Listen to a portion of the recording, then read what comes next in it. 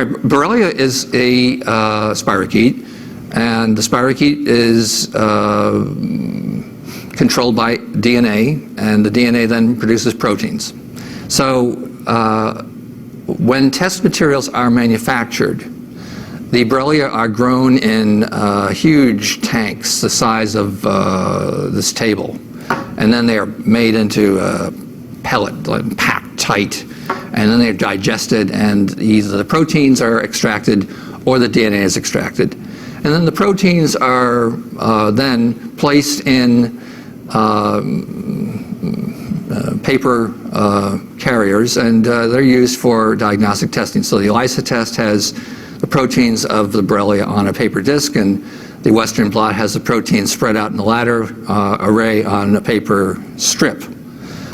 We have all of our tests based on one strain of bacteria, and that strain is the B31 strain of Borrelia, which came from one tick, and it came from the growth of that tick's gut spirochetes in a test tube in Rocky Mountain Lab. But it wasn't pure because Dr. Barber, who did that work, wanted to be absolutely sure there were no other bacteria mixed in with it. So what he did is he called into action a procedure called limiting dilution cloning.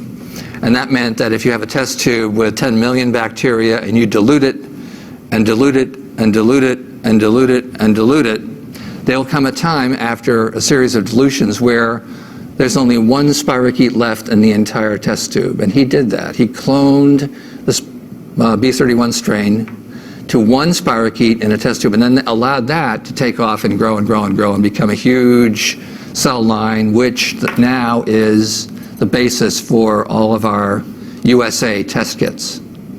Now think about it. One spirochete and one lineage, one set of proteins, one DNA is going to be the ruler for diagnosing any and all of the bacterial spirochetal Borrelia infections in the United States. We now know there are at least 100 different genotypes of Borrelia burgdorferi USA type. And we're working with one test kit from one spirochete with one set of proteins, one set of DNA molecules, right? And that's the ruler for all of the other 99 strains that we know about in the United States. And that spirochete never saw a human body. That came from a tick. So we don't even know whether that spirochete would have been able to make it into the human body and cause disease in a human in a real case. It came from a tick gut.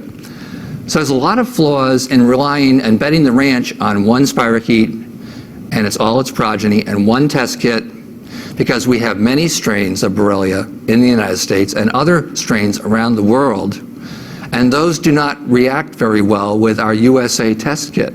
So if you come from Europe and you have a European strain and you have Lyme disease of the European strain type and you get tested with a USA test kit, you will get a negative result. We started out with syphilis as a model, and that we used to call the syphilis spirochete Sneaky Pete the spirochete. Is he in heaven? Is he in hell? That damned elusive Pimpernel, you know. The syphilis spirochete could outwit the immune system in many, many ways. And it could go inside of cells and hide inside of cells.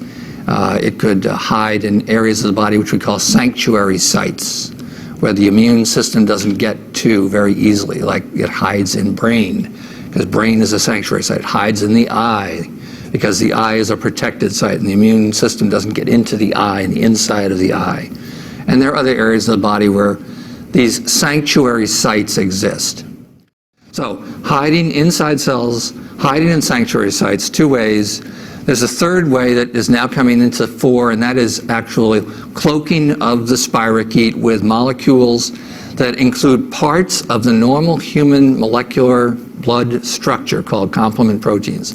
And they found that a key component of the outer proteins of Borrelia spirochetes, OSPE, can combine with factor H, which is a complement protein, and create a product, a combined product, which then sits on the top of the spirochete and cloaks it, hides it, conceals it. So the immune system goes right over it and misses it because it thinks it's dealing with complement, which is its own protein. It says, oh, that's my protein complement. That's not a bad protein. I'm not going to deal with that. I'm not going to invade that. I'm not going to take that out. So if it were a drone, right, flying through your bloodstream, it would look down and see something that it recognizes as friendly, which is your own complement. So the spirochete can co-opt complement. It can also cloak itself in what's called an immune complex, where your antibodies wrap around pieces of the spirochete that are in the bloodstream and form a complex like this. And the spirochete is in the empty spaces, and the antibodies are my fingers. And my fingers are wrapped around the spirochete inside, or the spirochetal protein, such that the body only sees the antibodies, which they know are human and friendly. But the bad guy is hiding inside the immune complex. So in order to get to the truth, you have to break it open. There are many, many wrinkles in hiding, many, many wrinkles in evasion, and many, many wrinkles in survival of what we call persisters. The ultimate survival mechanism is the biofilm. And what is a biofilm? Biofilm is different from a single microbe. It's a community of microbes.